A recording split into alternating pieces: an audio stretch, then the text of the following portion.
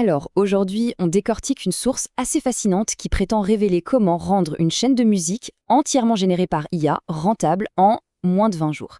C'est une promesse assez folle, alors on va creuser pour voir comment cette stratégie est censée fonctionner. Voilà, tout part de cette question. C'est l'affirmation centrale de la méthode qu'on analyse.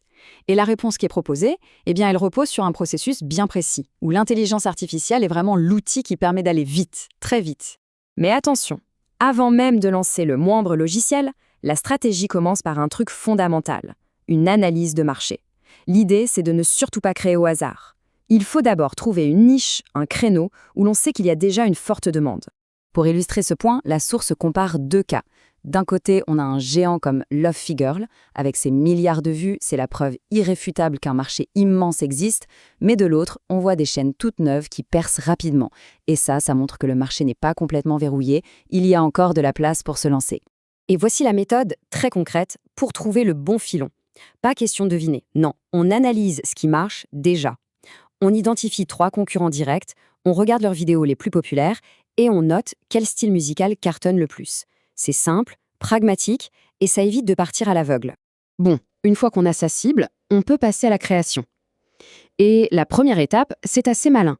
On ne va pas créer la musique directement. On va d'abord utiliser ChatGPT pour générer les instructions de la musique, son ADN en quelque sorte. Ce qui est intéressant ici, c'est la précision de la demande. Ce n'est pas juste « fais-moi une musique épique ». C'est un vrai brief de compositeur, super détaillé, avec des contraintes d'instruments, de structure, d'ambiance. On voit bien que l'humain n'est plus l'artisan, mais le directeur artistique qui donne des ordres très précis à l'IA. Et le résultat est assez bluffant.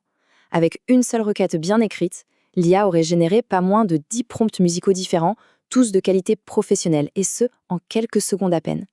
C'est là qu'on voit la puissance de l'outil, une véritable démultiplication de la créativité. Ok, maintenant qu'on a nos recettes de musique, il faut passer en cuisine.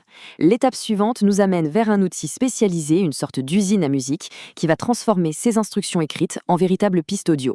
D'après la source, l'argument de vente principal de cet outil, c'est qu'il résout le plus gros problème des créateurs, les droits d'auteur.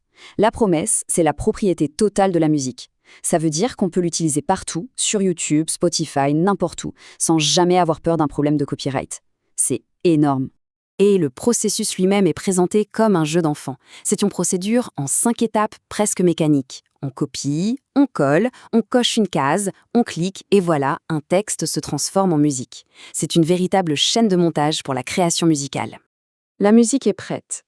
Super. Mais pour YouTube, il faut une vidéo. C'est la dernière étape de la chaîne de production. Assembler le produit final qui sera mis en ligne. Et là aussi, la méthode reste simple et efficace. On prend la piste audio, on ajoute un visuel qui bouge en rythme, on met un titre, une image de fond, et c'est tout. Le but n'est pas de faire un chef-d'œuvre visuel, mais de créer un habillage propre et suffisant pour que la vidéo puisse tourner sur YouTube. La source va même jusqu'à donner des conseils techniques très précis pour l'exportation. Ces réglages sont présentés comme étant optimaux pour avoir une bonne qualité sur YouTube, tout en gardant un temps de production très court. Chaque détail est pensé pour l'efficacité.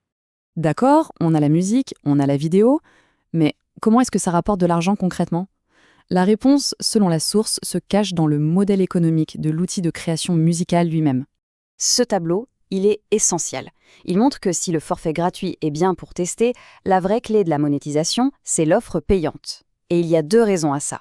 La première, c'est le volume. On passe de quelques chansons à des centaines. Mais la deuxième, et c'est la plus importante, l'exclusivité. Avec le forfait payant, les morceaux sont privés. Personne d'autre ne les aura. Et ça, c'est crucial pour construire une chaîne unique.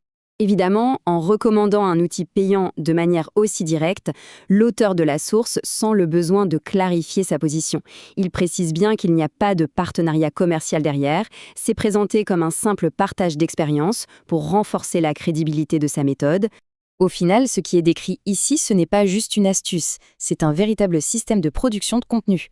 De l'étude de marché jusqu'à la publication, chaque étape est assistée et optimisée par l'IA. C'est un flux de travail conçu pour être répété encore et encore.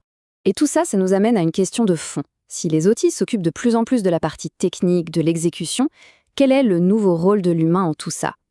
Eh bien, peut-être que la valeur se déplace. Elle n'est plus dans le comment faire, mais dans le quoi faire et le pourquoi le faire.